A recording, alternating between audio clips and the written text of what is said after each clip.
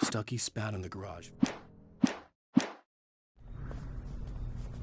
The Deer Fest had been 2 weeks away when we arrived. If the day count on the banner was right, I was missing a whole week between the night we got here and now.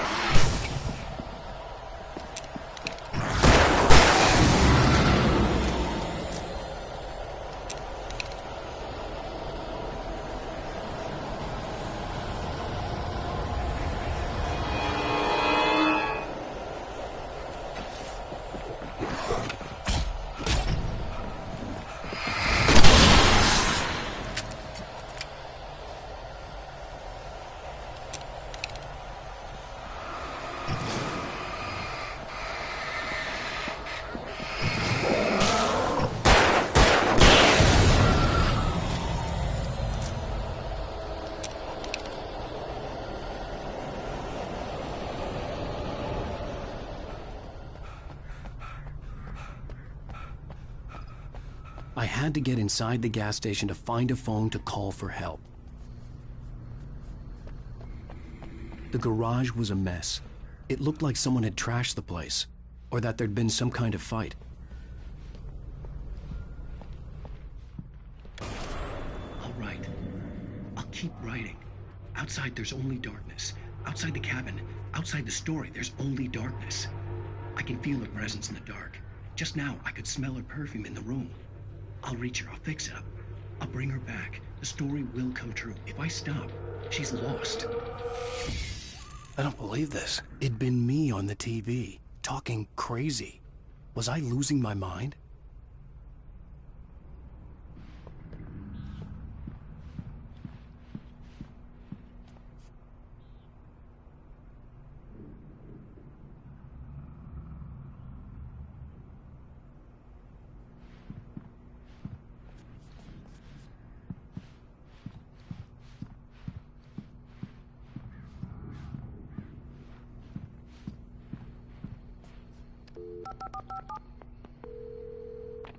Bright Falls Sheriff Station.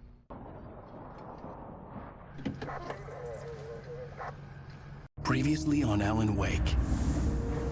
I came to Bright Falls with my wife, Alice. Thank you for coming here with me.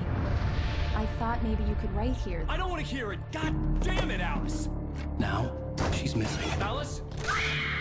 Alice? I woke up behind the wheel of a crashed car. I'm missing a week. I was attacked by shadowy men straight from a nightmare. The sheriff took me to the lake Alice and I had stayed at, but the cabin had disappeared.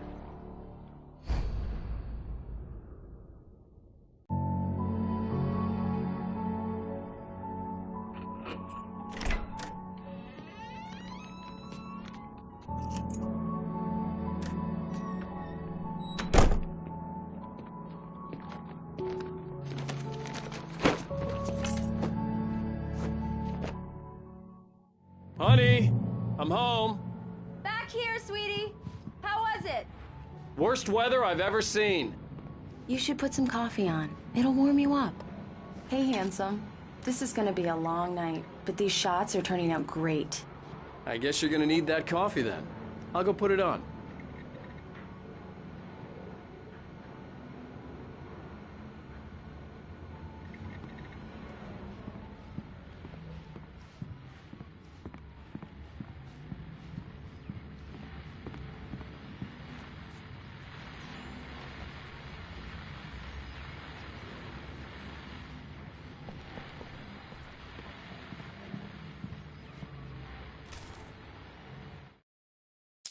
It's true what they say about the fall and the sudden stop at the end. I'd lain here in the snow while the lurid chain of scenes that had led me here kept playing in my head. A rerun of my own private snuff movie. A memory of my corpse. Alone at my own wake. Thinking in metaphors again. The femme fatale was gone. Only a sour taste remained of the kiss that killed me. This was a late goodbye. 13 years after I'd gotten my revenge, it had finally caught up with me. It had been a long time to bear the pain. My blood painted the snow red. A gruesome slushy dissolved all the scattered painkillers and leisurely dripped down to the sewer, mingling with the bile of the city, becoming one with it. I can see them now. My wife and my baby. Honey, I'm home.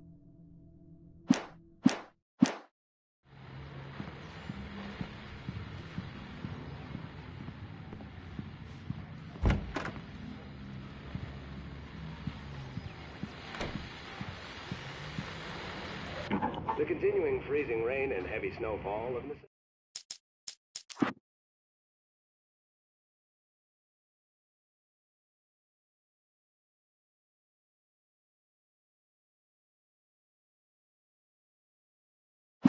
necessitated a winter storm warning in the entire tri-state area. People are advised to stay indoors as many roadways are already closed, and city officials are not expecting snow crews to keep up with the weather. We're now on the third day of the blizzard. The weather is not expected to clear up anytime soon.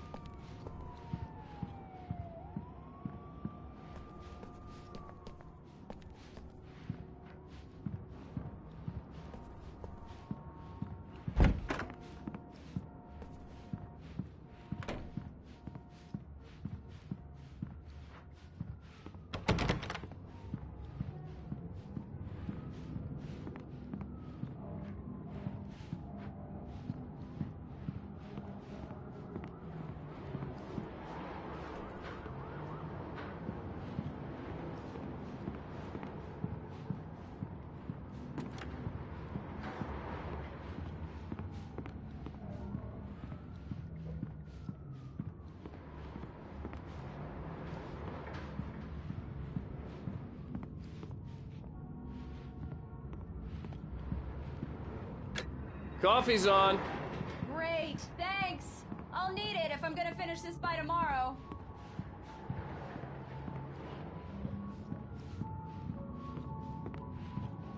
Oh, hey, I just finished those cover mock-ups. They're on your desk. Tell me what you think. No kidding. I didn't think you'd get them done this quickly. On occasion, I can perform all sorts of miracles, my dear. Oh, really? Well, you seemed to think so last night.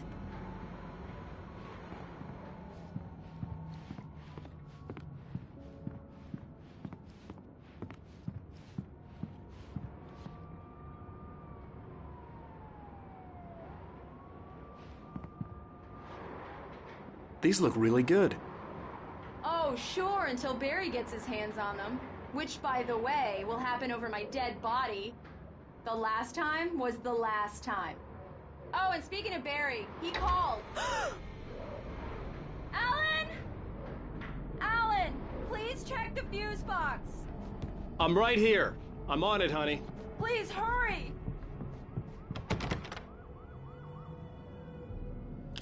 Honey, it's a power outage. I've got the flashlight. Okay.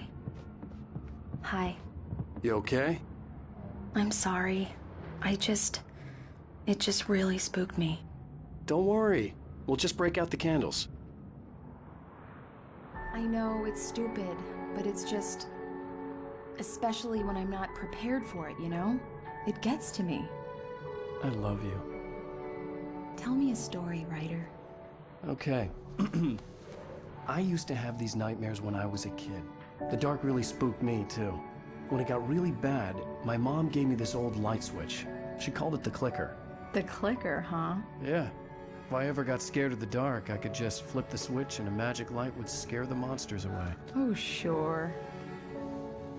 Here it is. Alan. Maybe it'll help you too. Yeah, nice story, writer boy. You made that up right now, didn't you? No. Seriously. I love you, even if you are a liar. Thanks for this.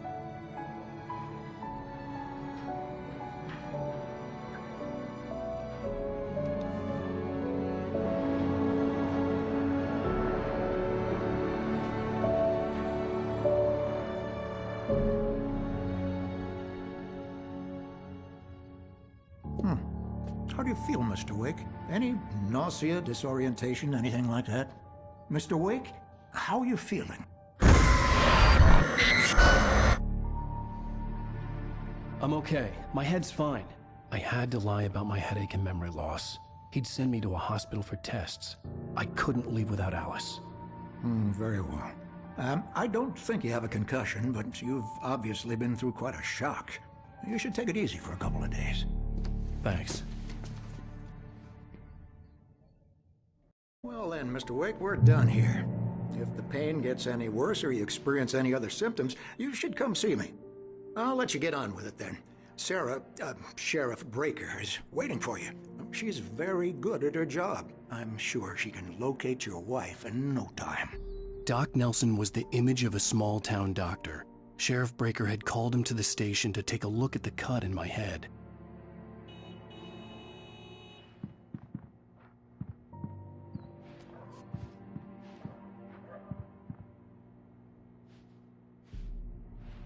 I'm sorry you had to cut your morning fishing short for this, Doc. Oh, she's a beauty, ain't she? Not the biggest I ever caught, if you can believe that coming from an old fisherman like me, but she's right up there. Now, she's a largemouth bass, which is what you're after if you prefer a lure. Now, if you want either trout or salmon, on the other hand, then it's fly fishing for you. You a fishing man, Mr. Wake? Oh, doesn't really matter, I suppose. But it can be very relaxing out there. You can't get me off the water this time of year. Closest thing to heaven. I'll take your word for it, Doc. I believe you'll find the sheriff in her office. Just go down the corridor.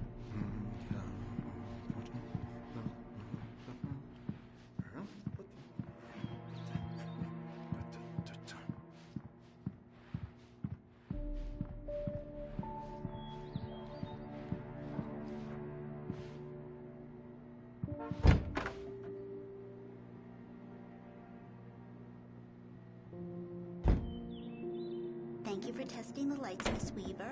Everything seems to be fine. I don't have the luxury of being complacent, Deputy Grant. The bulbs will need changing soon. You can't change them in the dark. I'll be sure to take care of it, Miss Weaver. Have a nice day now. Very good. I'll come back later on to remind you, just in case.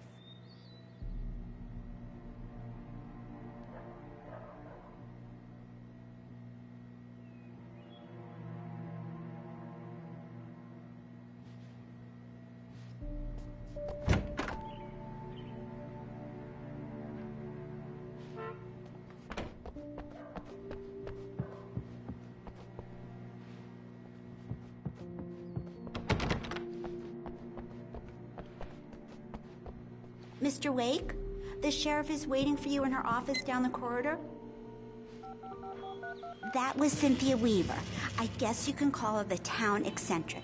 She used to be the editor of the local newspaper, but she's focused on, other things these days.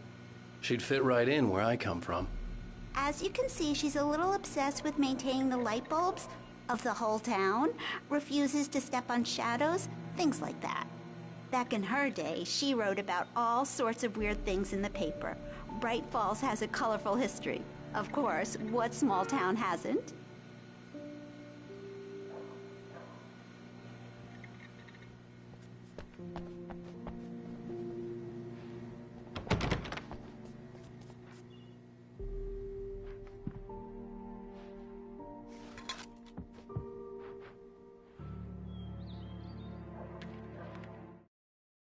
Alice looked through the viewfinder, lining up the shot. Cauldron Lake was breathtaking. Something caught her eye. A figure standing in the shadows behind the cabin, like a thin woman in a black dress. She lowered the camera and looked again. No one there. Just a collection of bushes that looked vaguely human-shaped. She shook her head and laughed.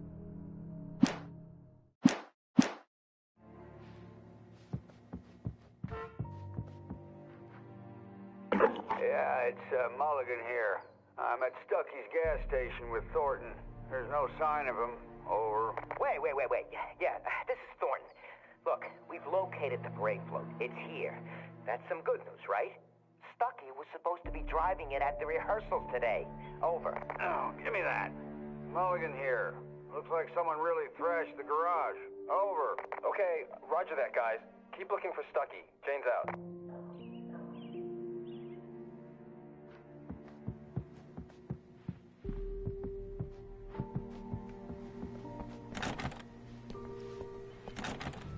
The sheriff wants to see you in her office, Mr. Wake. Alice was missing. I needed help to find her. I wasn't ready to leave.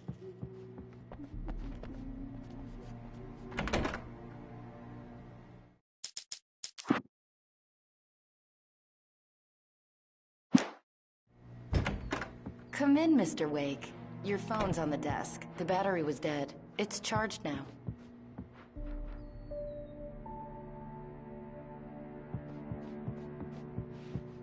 Your phone, Mr. Wake?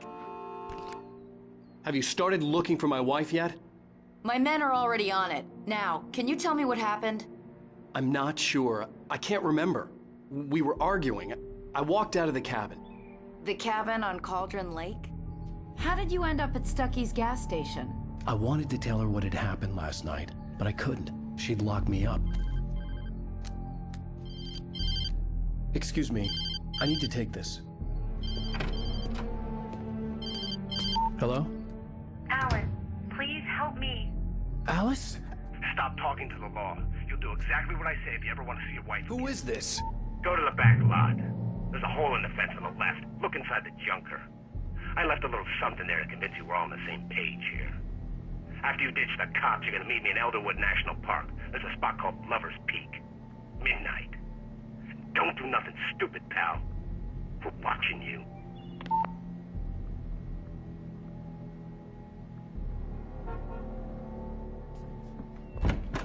I need some fresh air.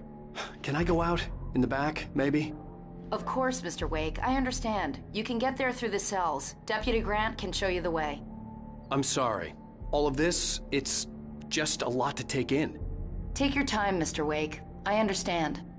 Can I ask you what the call was about, Mr. Wake? It's personal. Well, we are looking for your wife, and I'm going to need your cooperation if I'm going to help you. I need a moment, after I get some fresh air. Okay. You can find me here. We'll talk when you feel up to it.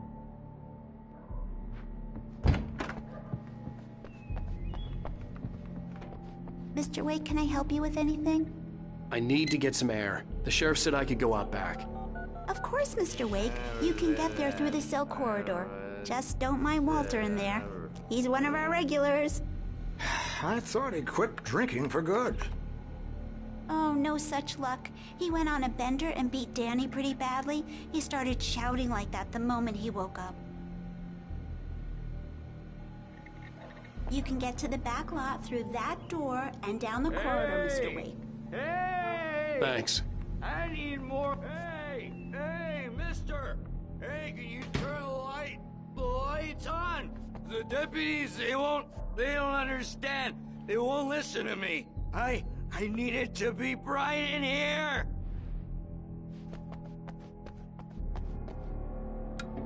Thank you, man, thank you. Hey, you're all right. You're a good guy. Don't let anybody tell you different. You know, I shouldn't even be in here. The cops, they got it all wrong. See, sure, I beat him up, but I wasn't drunk. I mean, I wasn't drunk at the time. I only got drunk afterward. Okay, listen, you gotta listen carefully now. here's the kicker. That wasn't Danny. No, sir. It only looked like him. You wanna know who it really was? I'll tell you who it really was. It was a goddamn space alien! I know it sounds like something a drunk would say, but believe me, I wasn't drunk then.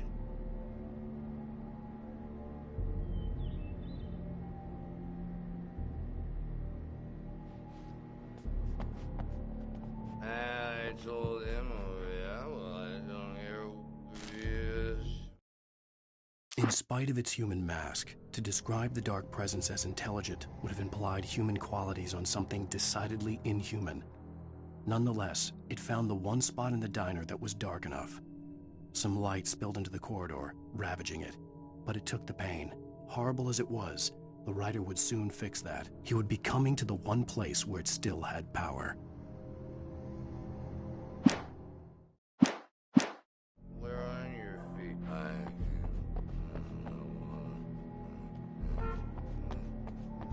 The early morning light hurt my eyes and made my head ache. The man on the phone had said, go through the fence on the left.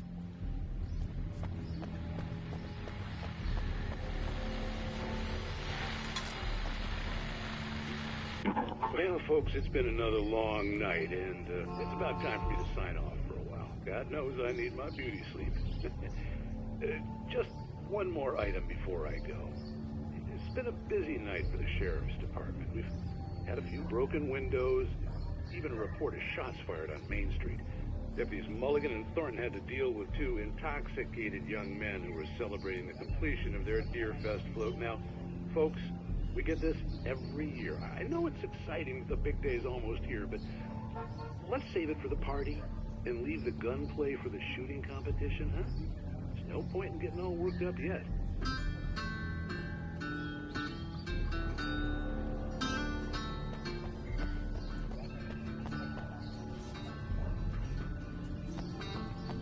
The caller had told me to find a hole in the fence behind the police station. There was something for me in an abandoned car.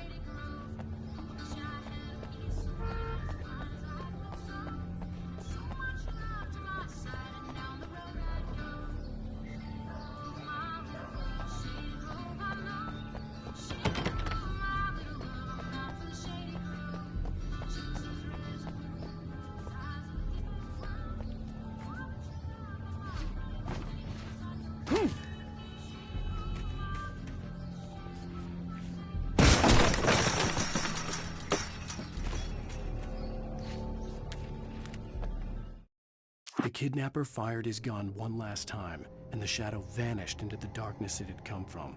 See? Nothing to it, Wake. The thought of Alice in his hands was revolting. We stood on the wooden platform of Lover's Peak, the waterfall on the mountain behind us, the lights of the radio mast blinking red in the heights above. I fought with the urge to take a swing, force myself to speak. Let's cut the act now. Where's my wife?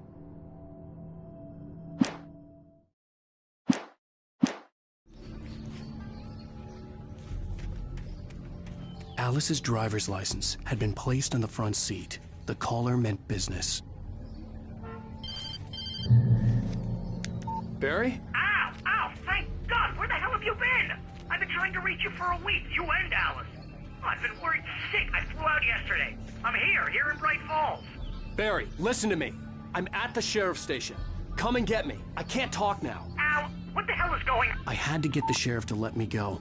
I needed to get to Elderwood National Park to meet Alice's kidnappers.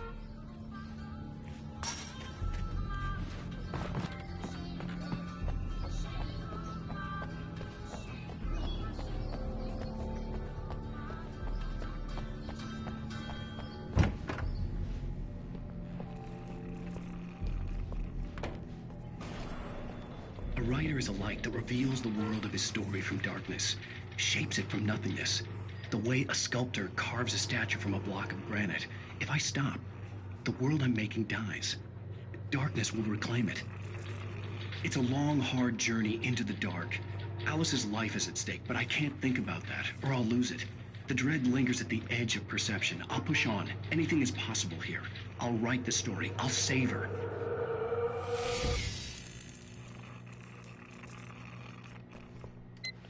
Marvelous, Sarah. I just wanted to settle all the damage the Anderson brothers might have inadvertently caused on their recent and regrettable little outing.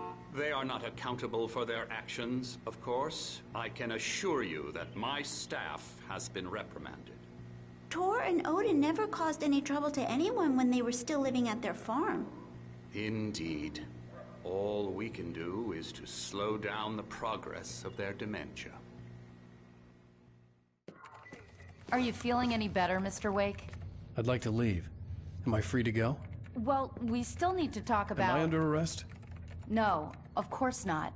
But I need to know where you'll be staying so I can get in touch with you. I'd avoid the motel. The Majestic is known for its roaches. The cabins at Elderwood are pretty nice, though. That sounds perfect. I'm Dr. Emil Hartman. I'd like to invite you to stay at Cauldron Lake Lodge. Did you talk to my wife? I had the pleasure of discussing your situation with her on several occasions. Did you set something up with her? I invited her here. My clinic is a place where... Oh! Hey! Oh, my! Take it easy. Hey, nobody move! Get your hands off of my client! Who are you? I'm Barry Wheeler, his agent. If you have business with Mr. Wake, you talk to me. You yokels won't know what hit you once I sick my lawyers on your asses. No harm done, Sarah. I'm all right. I don't want to press charges. Mr. Wake, my offer still stands. Get me out of here. What the hell was that about, Al? We don't need a replay of that thing with the paparazzi. I thought they were gonna lock you up.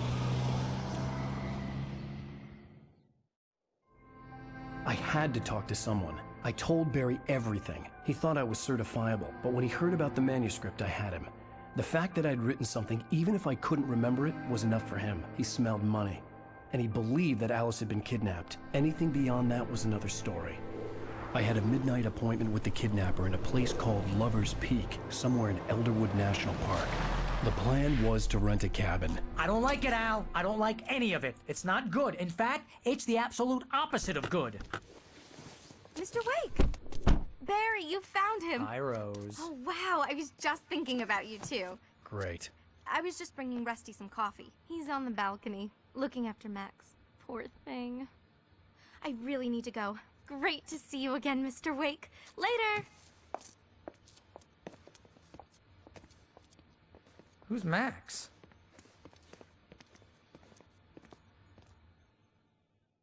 What an airhead. Jeez, Mr. Takes a swing at everybody. This is not her fault.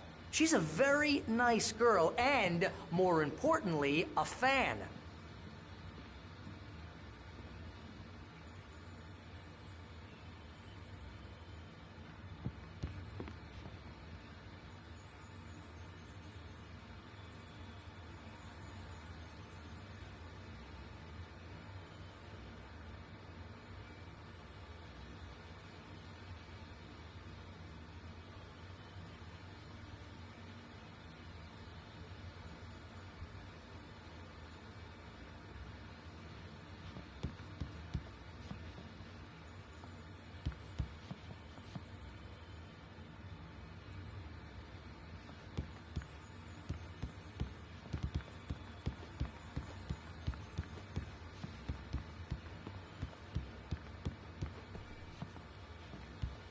Seriously, Al, what you were saying in the car, just listen to yourself.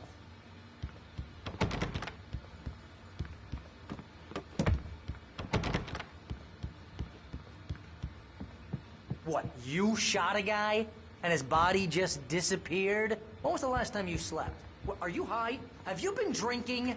No! Look, Barry, I'm missing a week, and someone's got Alice. Do you and everything's just... understand what it sounds like when you say stuff like that?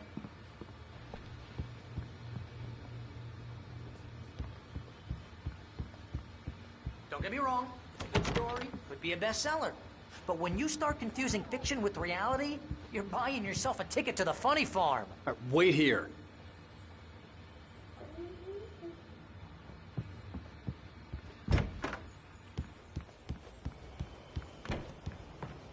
Easy there, boy. I'm almost done. Hey, Rusty, right? You rent cabins. Oh, Mr. Wake. I'd shake your hand, but mine are kind of full here. Actually, I'm sorry about this. Would you mind grabbing the registration form from the desk? It's just across from Bucktooth Charlie. Okay, sure. What happened? Crazy poachers. Max here got his foot caught in a trap. They're illegal to use here. Hell, you're not supposed to hunt within the park at all. But that doesn't stop some lowlifes. Well, at least Max is gonna be okay. You got lucky. Max is still groggy from the shot I gave him, and I'd rather not leave him alone just yet. The form's on the desk across from the mammoth skeleton.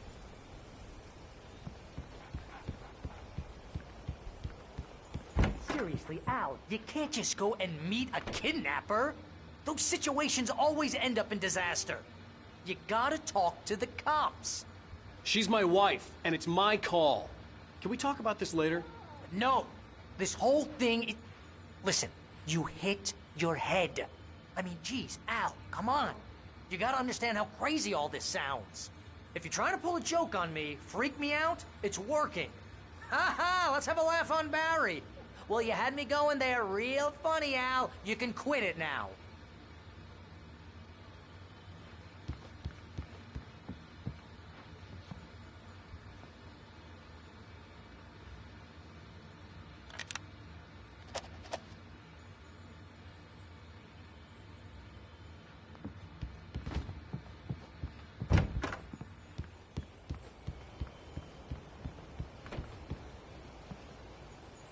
I think this is the form you wanted. And here are the keys. Okay, you're all set, Mr. Wake. Glad to have you staying here. Thanks. Can you tell me how to get to Lover's Peak? Oh, sure. It's at the end of the nature trail. Just follow the paths, you'll get to it eventually. It's an easy walk. Nice spot, too. If you have any trouble finding it, just keep your eyes on the radio mast. It's right below that. Oh, and hey, if you take a walk in the woods, watch your steps so you don't end up like Max. I guess I'm a little worried. We got a bunch of campers out there we haven't heard from. It's not like these people are on a schedule, but with the traps, well, you know. I just don't want any trouble. Right, thanks.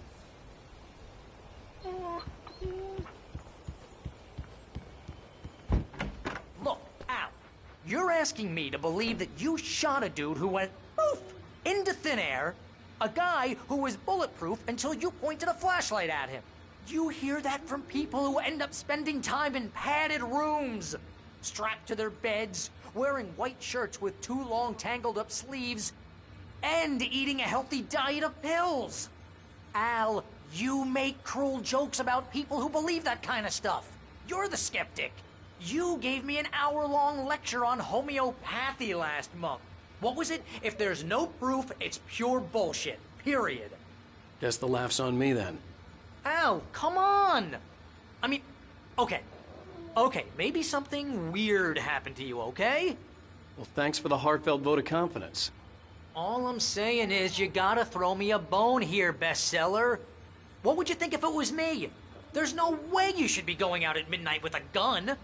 No one asked you to come here, Barry. Either work with me on this or go straight back to New York. Your choice.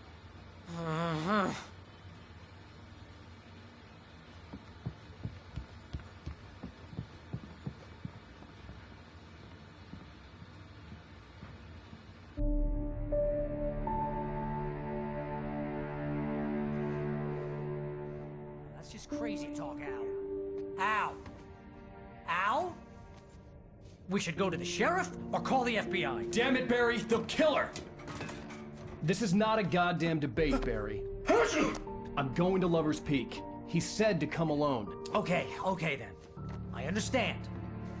You're my best friend, and I'm worried that you're not right in the head. Tell me what to do to help, and I'll do it. You stay here, and if I'm not back by morning, call the cavalry.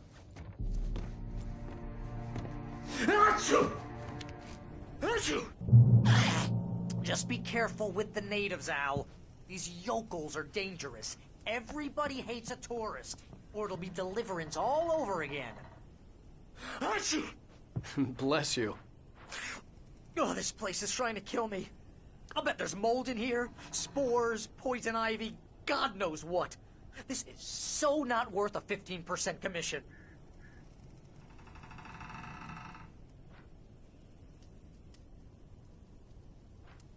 Lock the door when I leave.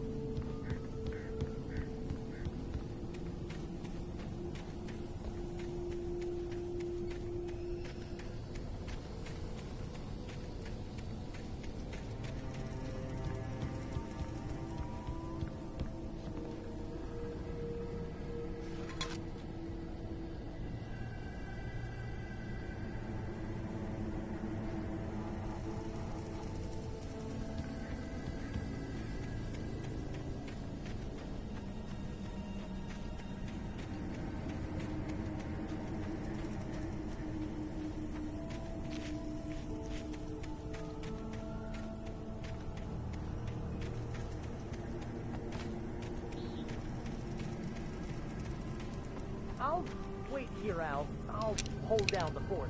I'll be with you in spirit every step of the way, Al. Walk through the door now.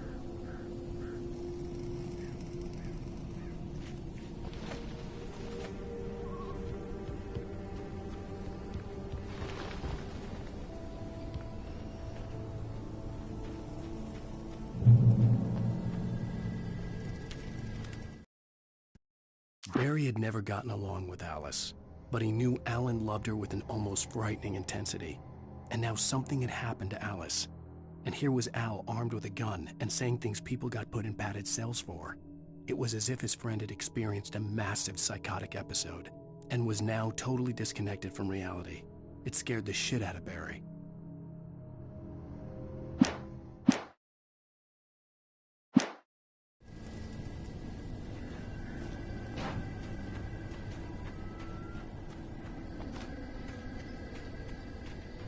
I knew I should have gone to the cops.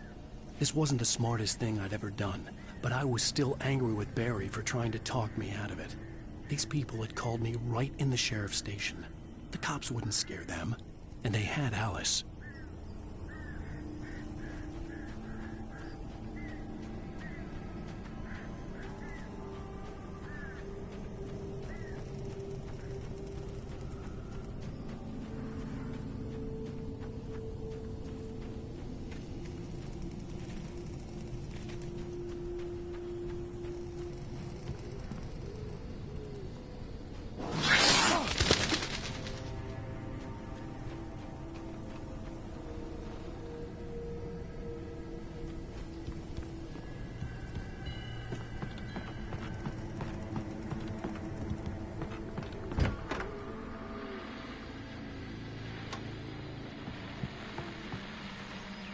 Welcome back to the show, folks. As promised, our very own Dr. Nelson has just parked his rear end in the studio. Doc, what's your Deerfest plan like?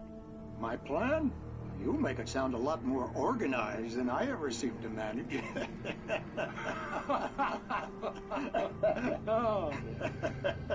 No plan, really. Just taking the atmosphere. I'm getting a little too rickety to do much more than that, you know. Oh, tell me about it. No sack race for us older gentlemen, huh? Yes, exactly, Pat. But I'm going to check out the parade, of course. And I'll be one of the pie contest judges, too. Well, that takes a different kind of constitution. Oh, yeah, it's my kind of exercise. Now, Doc, seriously, you're in pretty good shape, though. You're the outdoors type. I know for a fact you're an avid fisherman. That's right. Matter of fact, just caught a heck of a largemouth bass early this morning. But you're not taking part in the fishing contest? No, not this year.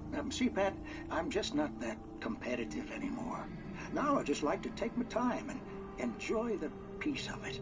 It's no fun if I need to worry about what I'm catching, you know? Well, considering your track record, the participants are probably pretty happy you feel that way. Well, Pat, that's kind of you to say.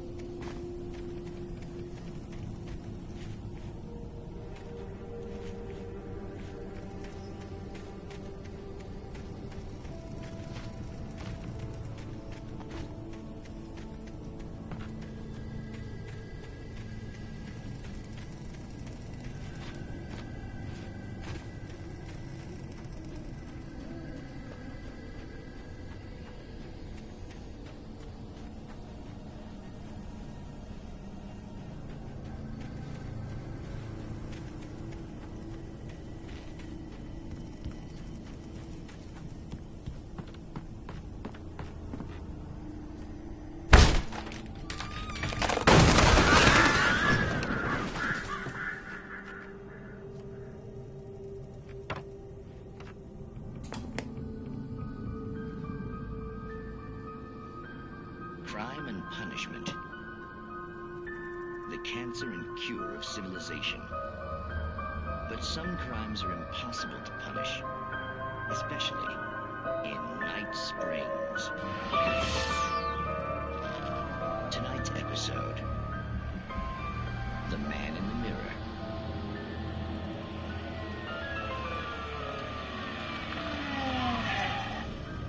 He's inside, Agent. He's a weird one. So, you're confessing to killing that guy, huh? Why? Had it coming? Yeah, but why would you do that? I mean, you're a nice guy. Normal. Took your kid to a soccer game. So how come at the game, you pick a guy and, quoting from the arresting officer's report here, assault the victim's head area repeatedly with the weapon of choice being a pair of bare fists? Wow, that sentence really flows, huh? Maybe you're not the literary type. Okay, so you mess him up. But why? Who was that guy? We couldn't ID him. Why would a guy like you do him like that? I didn't like his face? Well, you must have hated it, because you really went to town there. I mean, there's no way to tell what he looked like. No ID on him either. That must be difficult. But then we ran the fingerprints. Got a match. Your prints. Identical. Huh, how about that? Your son said you were wearing a white shirt when you took him to the game. But the white shirt is on the dead guy. It's plenty red now. You won't get away with this. Do you really think that's in any way relevant to me? I had plenty of time to talk to my boy before the cops arrived, you know? He won't stop screaming, am I right? You think he's ever gonna be okay? I left my mark. Believe me. You bastard. What? You gonna shoot me? What's the point? I'm going to prison. You got me. I don't understand any of this. And you never will. Don't worry. Maybe you'll see me again, Agent. Maybe in the mirror.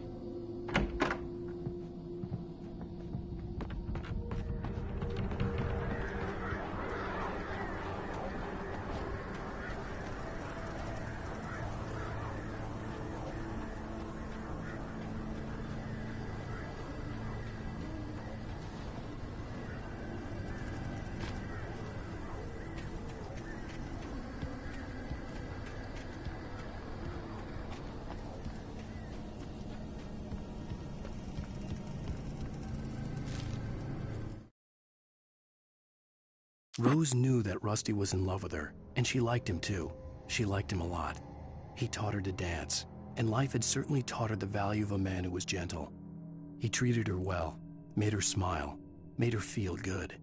But Rusty wasn't the prince of her dreams, and that tended to underline the unbearable truth. She was no closer to that Hollywood magic than he was.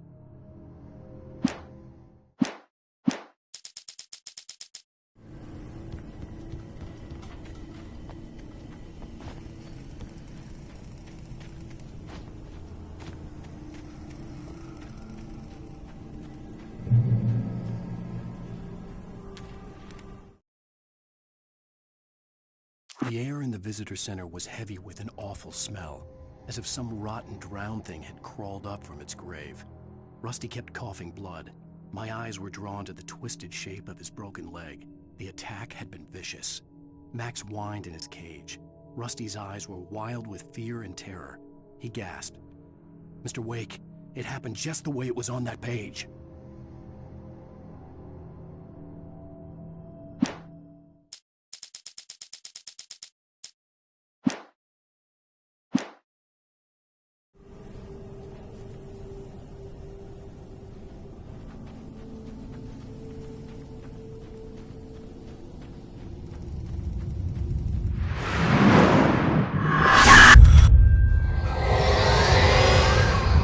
Vision left me weak. This was no head injury.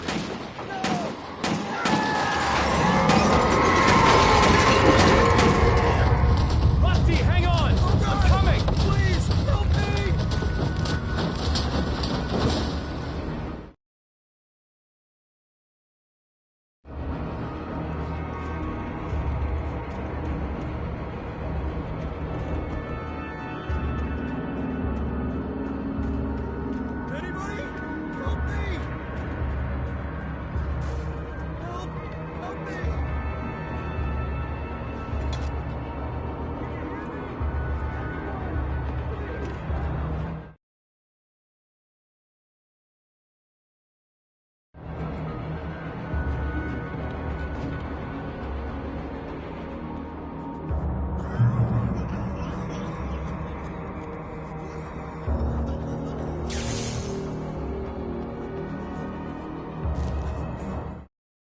The visitor center was sturdy, but the impact turned the front of the building into splinters. Rusty was thrown across the lobby like a rag doll and hit the far wall hard. It didn't hurt until he tried to move and saw his leg bend the wrong way, felt the broken rib stabbing him on the inside. Rusty howled in pain and fear, suddenly afraid to die alone.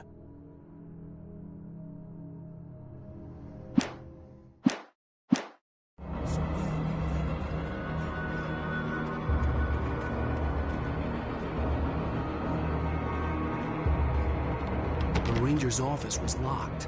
I'd need a key to get in.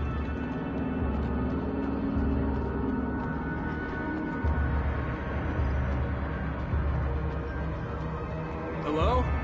Back here. I'm back here. Hey, please help me.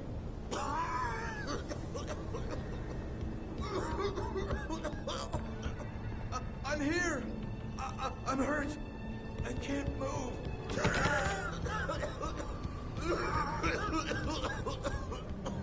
Please. Mr. Wake?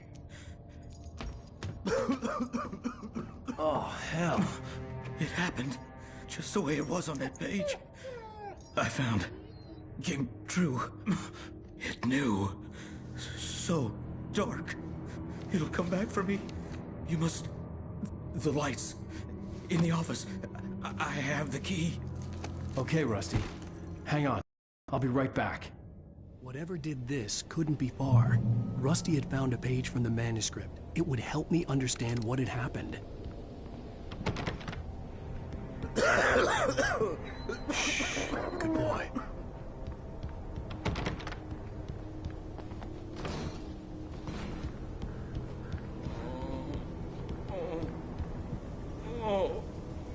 A presence so dark. Like the forest at night. Woke up.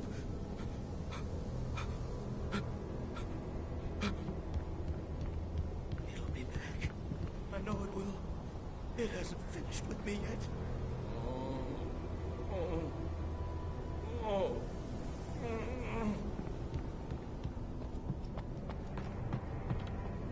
The only way to make sure that Rusty was safe was to get the power running and the lights back on.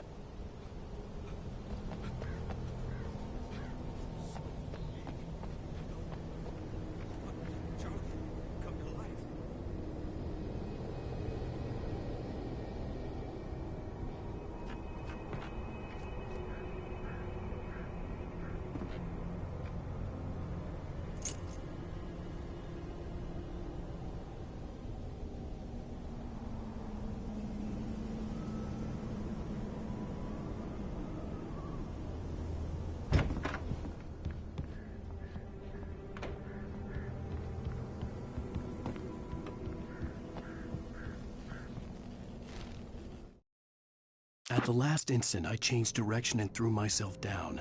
The axe splintered the trunk of a tree. I stumbled into the pool of bright light. My lungs burned. I was too exhausted to move. I tensed as I waited for the killing blow, but it never came. I raised my head. Nothing moved in the darkness beyond. For the moment, bathed in the cold light, I was safe.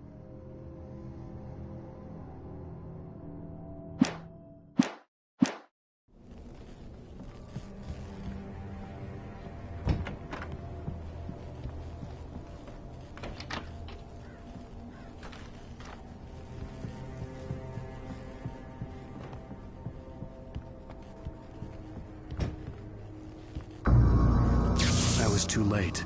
Someone had destroyed the circuit breaker. There was no way to get the lights back on.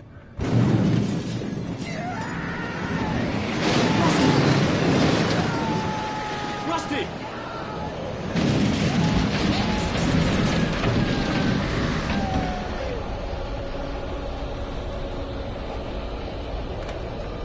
The ground was covered with oily patches that looked like liquid darkness.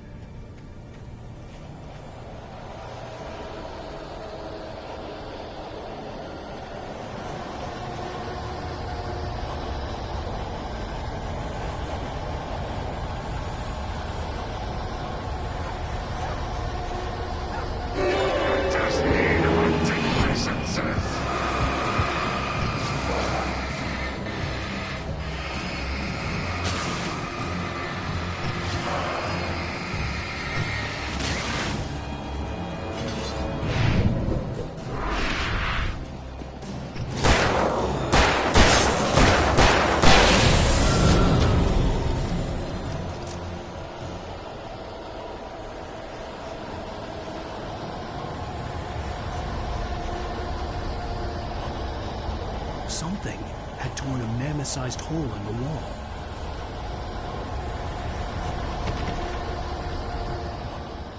Please don't feed the animals.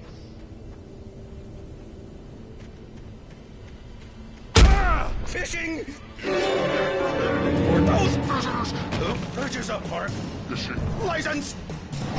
Obey! The park ranger's instructions. At all times. Rusty? Rusty, no! Two bears and wolves never approach any other a little closer than 25 yards. Pets must be leashed at all times. Never leave your pet unattended. It is against natural objects are historical artifacts from the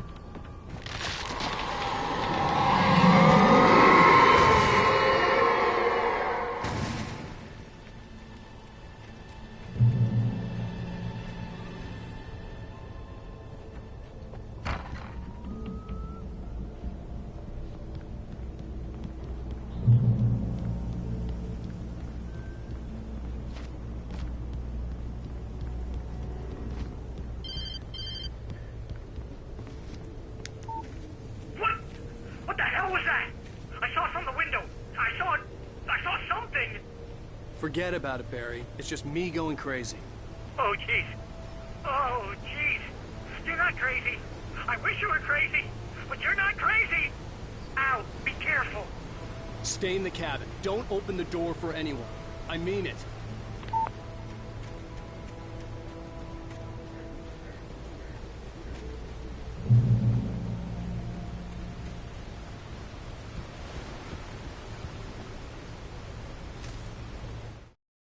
In that last instant of consciousness, Rusty thought about Rose. He was older than she was. Rose was barely out of her teens, but she made him feel young and forget what a train wreck his long-dead marriage had been. He still wore the ring. He'd been waiting for her to tell him to take it off. Now she never would.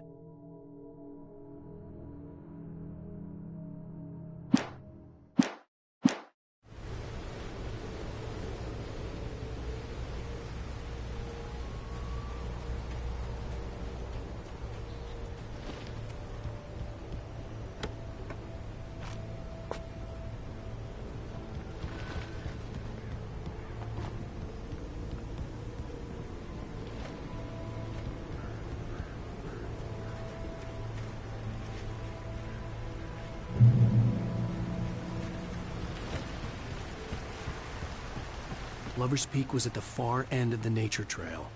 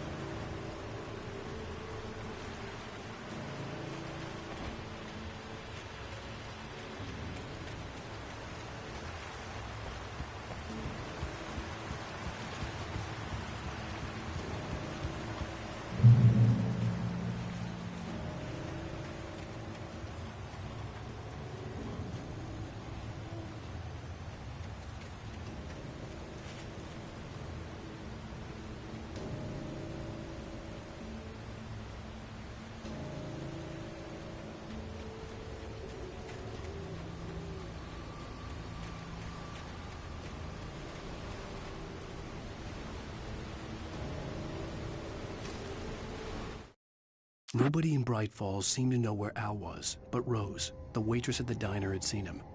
From what Barry could tell, Al pretty much fell off the face of the earth when he left the diner. Rose was just the kind of fan that Al hated, but she really tried to help. She was smart too, knew a lot about what was going on in the town. Even knew who Barry was. Barry liked her. that was no big surprise. When it came to women, Barry and Al rarely saw eye to eye.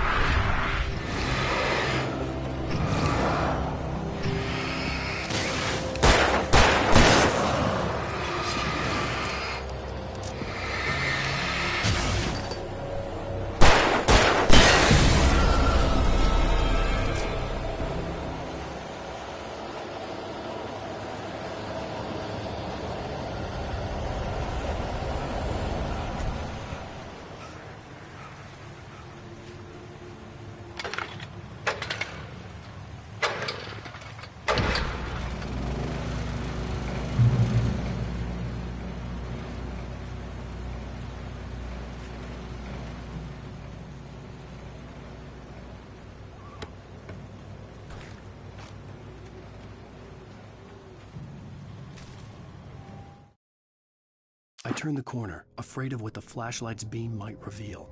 Suddenly, a roughly painted symbol of a torch glowed in the light.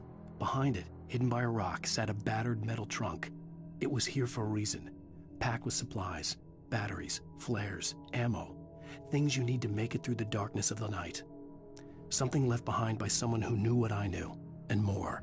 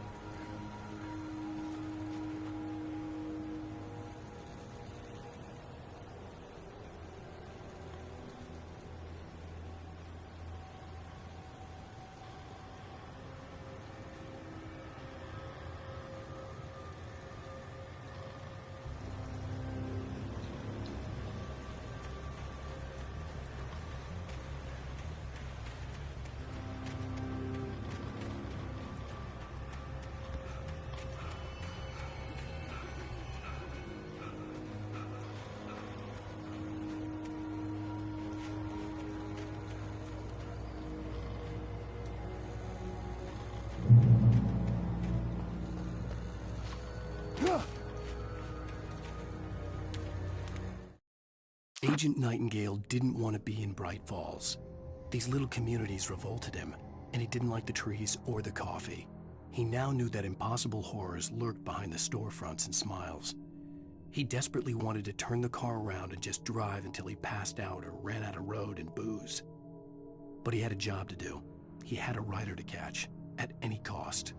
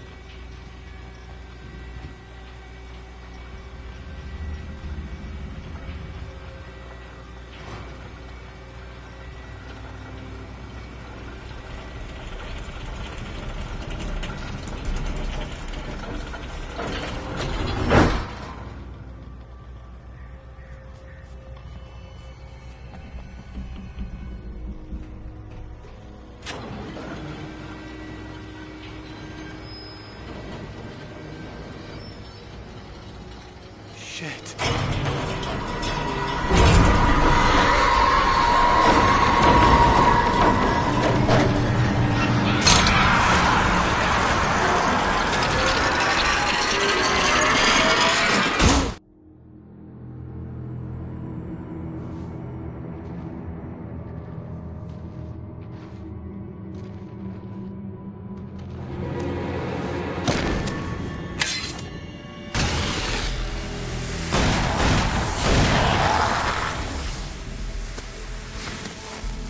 Come on, we gotta get moving. More of them coming.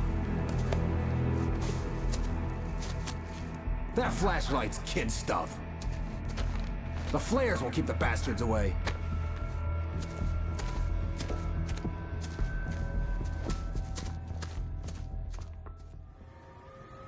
You can see them too? Hell, of course I see them. Come on, we gotta move. Why? Because that's the way the story goes. Yeah, but... Let's move! I lost my gun back there. Oh, I've got a gun. Just keep that light steady on him. It took a moment, but then I recognized him. He'd been on the ferry when I first arrived here with Alice. He knew my name. We were headed in the direction of Lover's Peak. There was no way this was a coincidence. He was the kidnapper. Come on, Wake! You better keep up. You set him up, and I'll knock him down, Wake.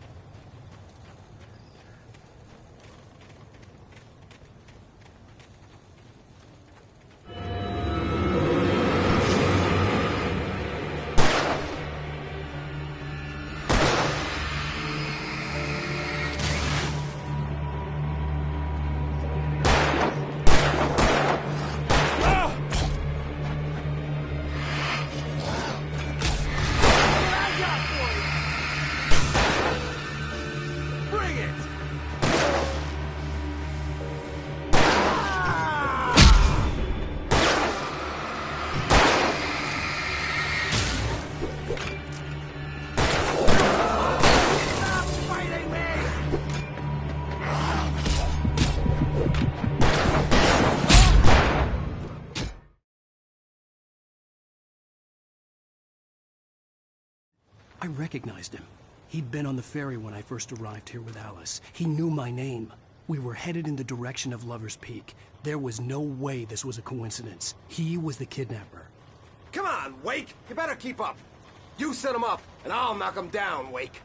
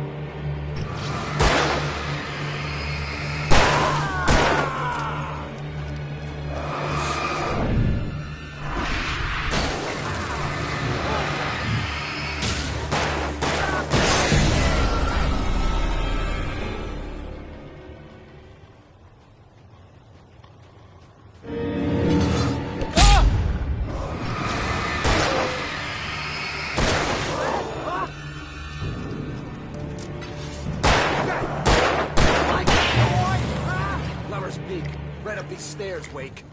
Use the flares from the emergency box to hold them off while I get these boards off. Give me the gun. Yeah, no can do. Are you kidding? Give me the gun! No time for back talk.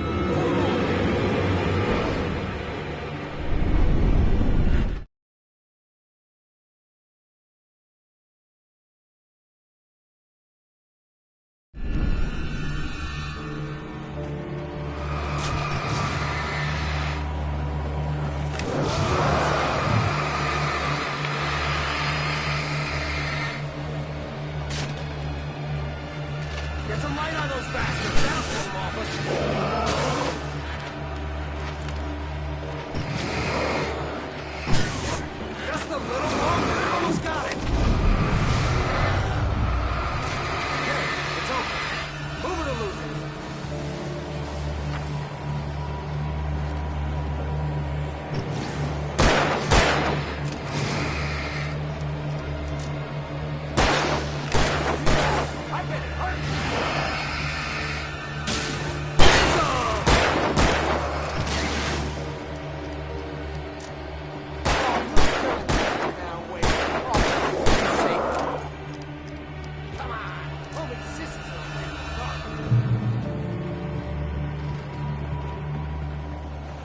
Wait, where'd that one go? Better get ready. They'll be on us soon.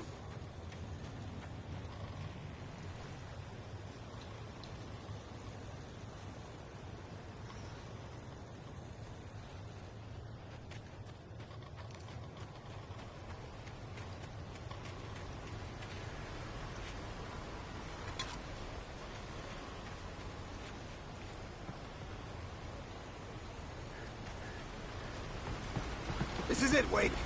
Last stand. There's more flares here. Get ready. We fight them as long as they keep coming. Give me the goddamn gun! They're coming! That's not how this goes. Get with the program, Wake.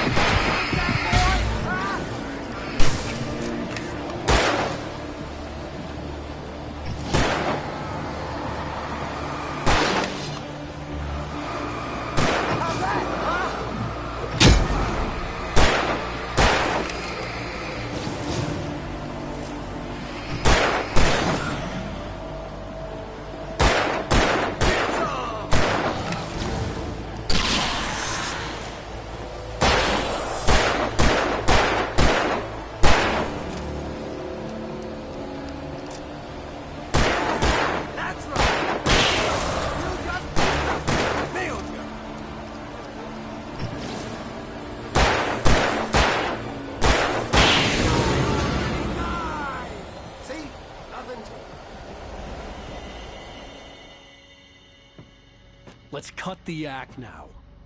Where's my wife? I knew you were gonna say that. I read it all before. You're a hell of a writer. Congratulations. You're gonna bring about something glorious and terrible once we get you some proper editorial control. What the hell are you talking about?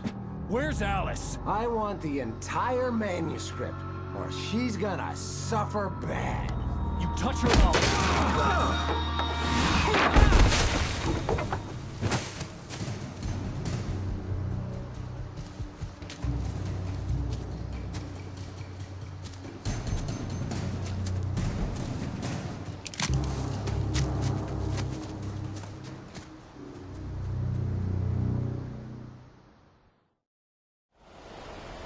You're gonna give me the manuscript or you'll be sorry. No! Come back here! I swear I'll kill you if you hurt Alice! Do you hear me? Come back here! He had Alice, and he wanted the manuscript because he thought it held some magical power. But I had no manuscript to give him. I had to get back to Barry and figure out my next move.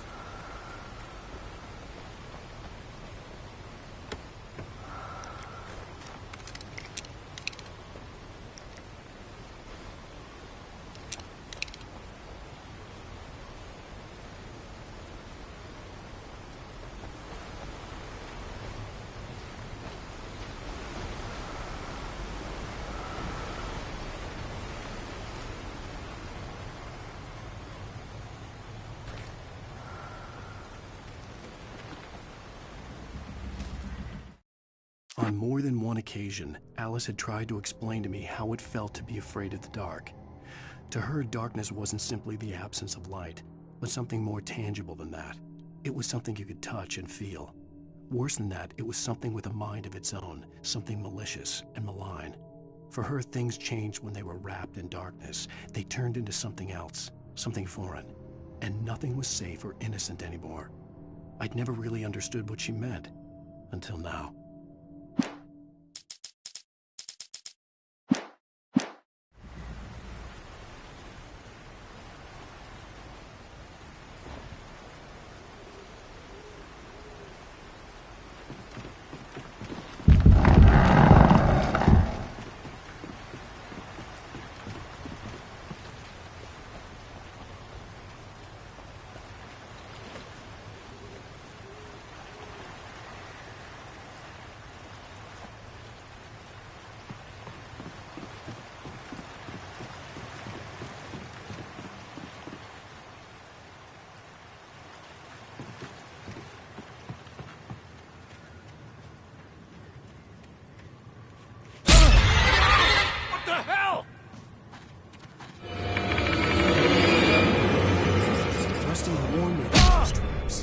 Hurt like hell. I was stuck.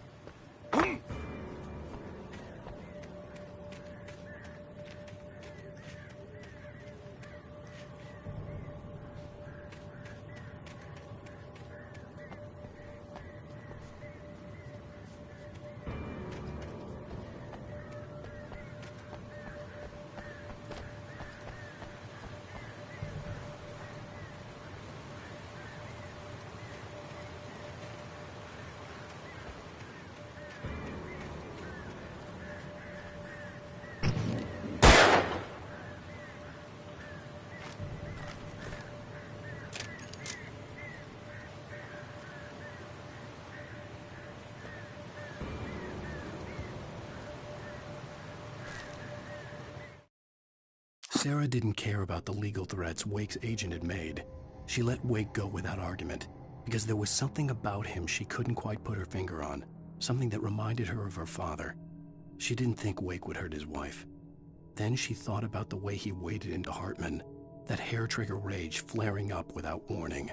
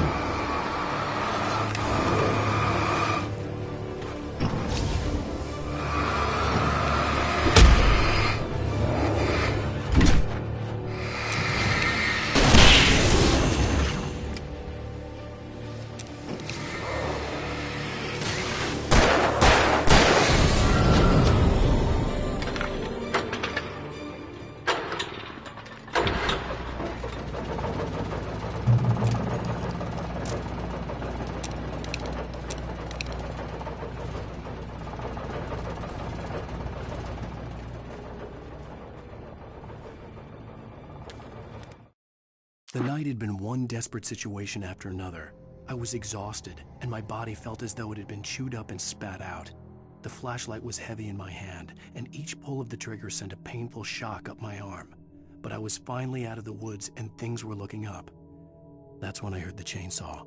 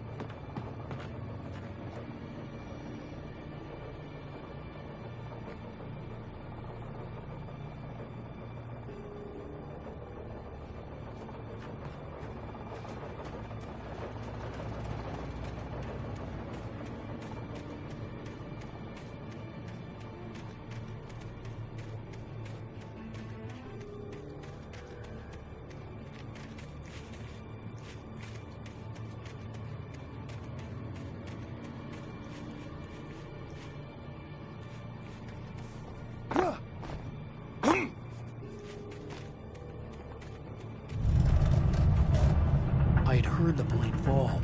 It made no sense. It was clear that it had just fallen here, but it was very old and obviously hadn't flown in decades. Looking at it sent a shiver down my spine.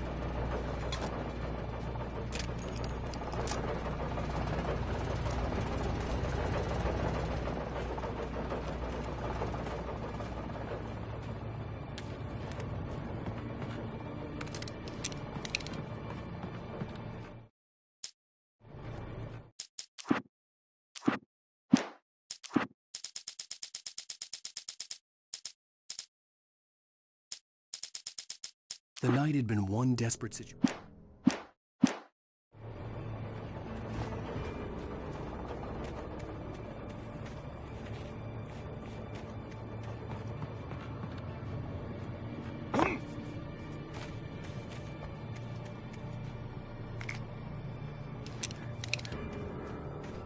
I had heard the plane fall. It made no sense. It was clear that it had just fallen here, but it was very old and obviously hadn't flown in decades. Looking at it sent a shiver down my spine.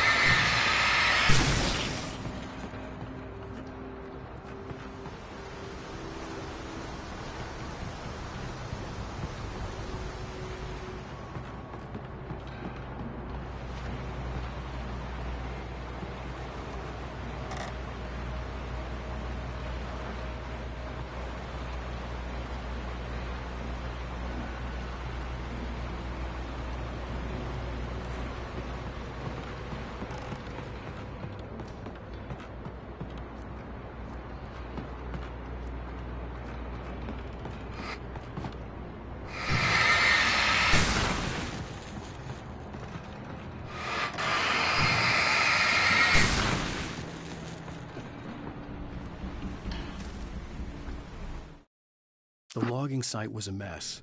The modular office had been pushed off the cliff. Deputy Thornton climbed up from the wreckage excited, breathing hard from the exertion. Nobody there. It's weird. Don't you think that's weird? Bored, Mulligan let out a mighty snort. Hell, it's always weird, Thornton. Just a question of sorting out what kind of weird it is this time around.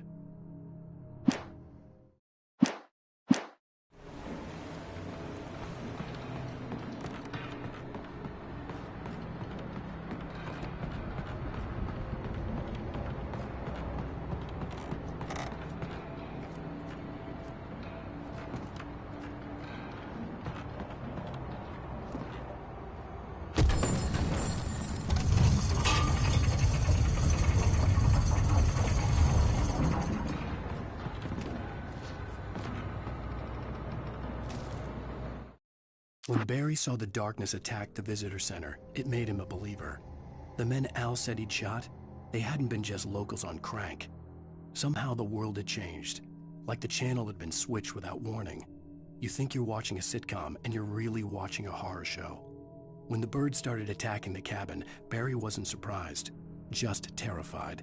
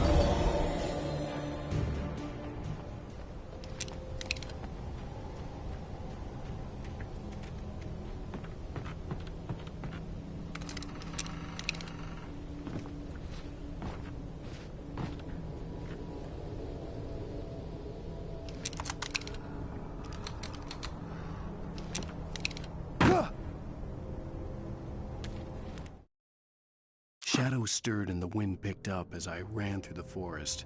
I felt the dark presence turning its gaze toward me. Then the moonlight was blotted out by dark shadows that raced violently across the ground, moving too swiftly to be natural. Darkness gathered between the trees and melted again to reveal the Taken. No natural path had brought them here.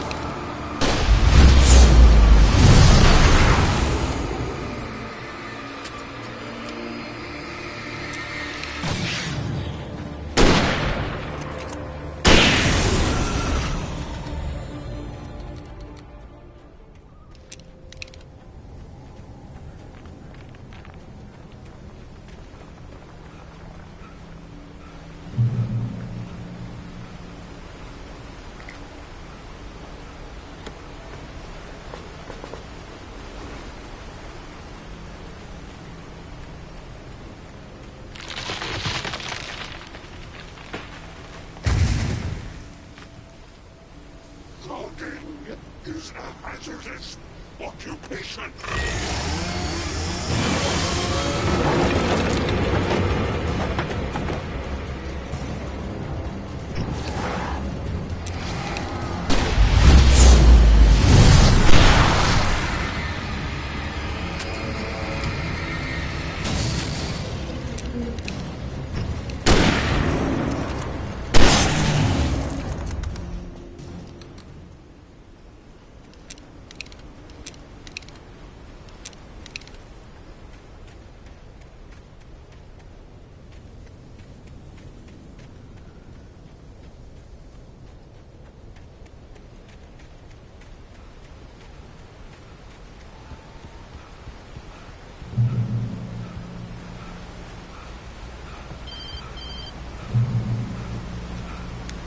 Barry? Ow! The porch is covered with birds. They've got all Hitchcock on me. Stay out of sight. I'm on my way. Don't open the door. What am I, crazy? Stay hidden. I'll be there soon. Just make sure you keep the lights on.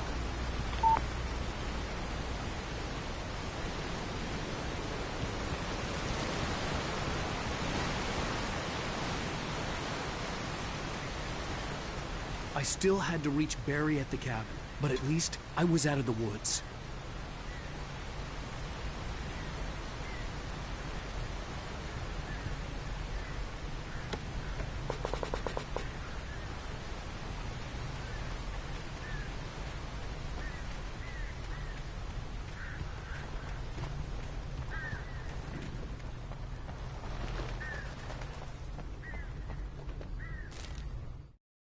The FBI agent's command froze me in place. I considered surrender. It was all falling apart anyway.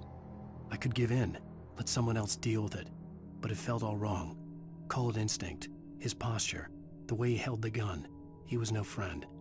Shots ringing in my ears, I leaped for the hole in the fence and stumbled into the darkness beyond.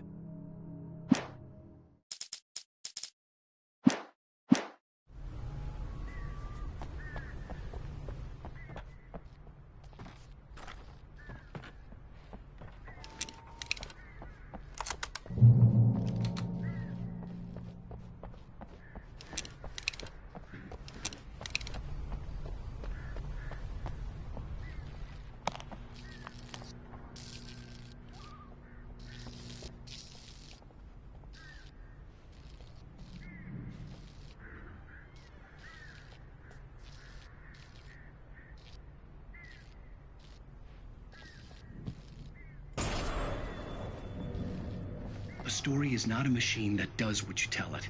A story is a beast with a life of its own. You can create it, shape it, but as the story grows, it starts wanting things of its own. Change one thing and you set off a chain reaction of events that spreads through the whole thing. The characters have to be true to themselves. The events need to follow a logic that fits the story. A single flaw and the magic is gone. The story dies. Alice dies.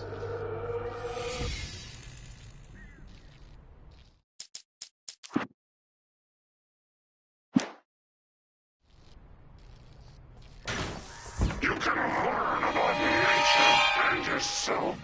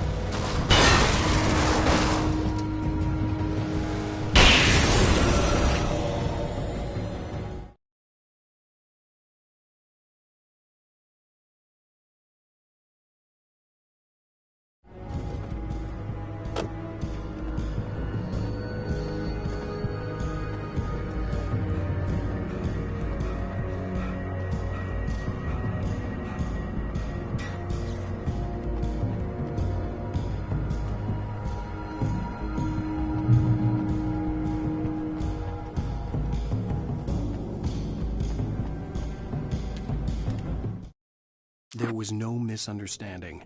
Cauldron Lake was where Alice and I had stayed. But there was no cabin, and no island. I was missing a week. What had happened to me? What had happened to Alice? I had to get her back. I couldn't face life without her.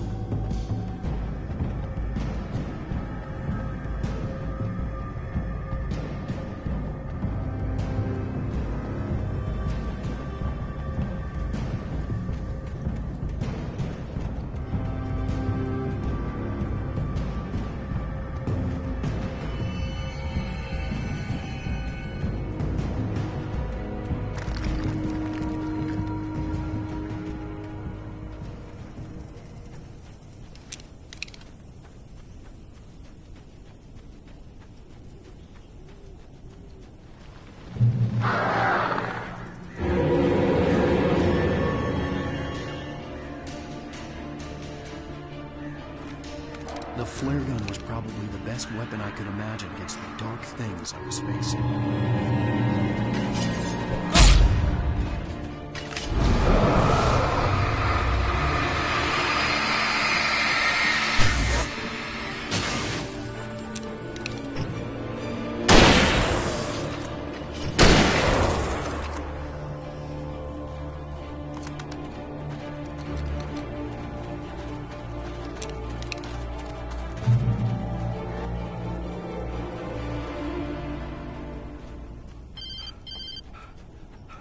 It was the kidnapper. You son of a bitch! Where's my wife? Enough horseplay, Wake. You deliver the manuscript, and you can have your woman back. Simple as that. I don't... Listen. I'm gonna need time to finish it. I still need to write the ending. I need a week. It's not done? I need a week. 2 days. The old Bright Falls coal mine is nearby. You can find it easy, city boy. The main building, there at noon. You bring the manuscript, you'll get your wife. If not, well, get me? Yes, I get you.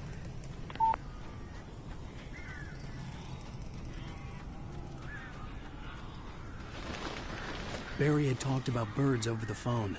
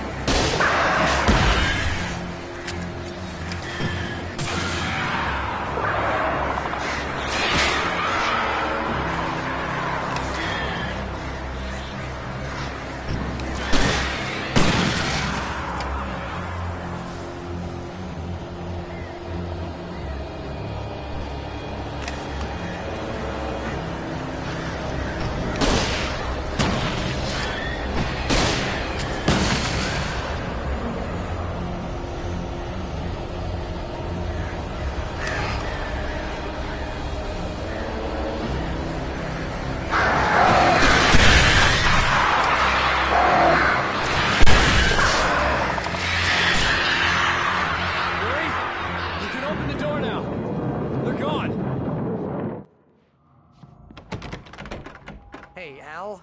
I'm sorry for thinking you were having a psychotic episode, man. I sent Barry to the town to ask around about a man fitting the kidnapper's description.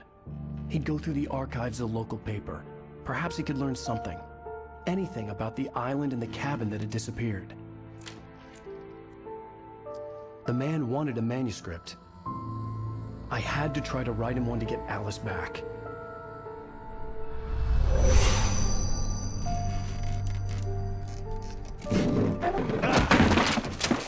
For me, the supernatural had always been nothing but a metaphor for the human psyche, a tool to use in writing fiction. Now, it was happening for real, and I couldn't put a single word on paper.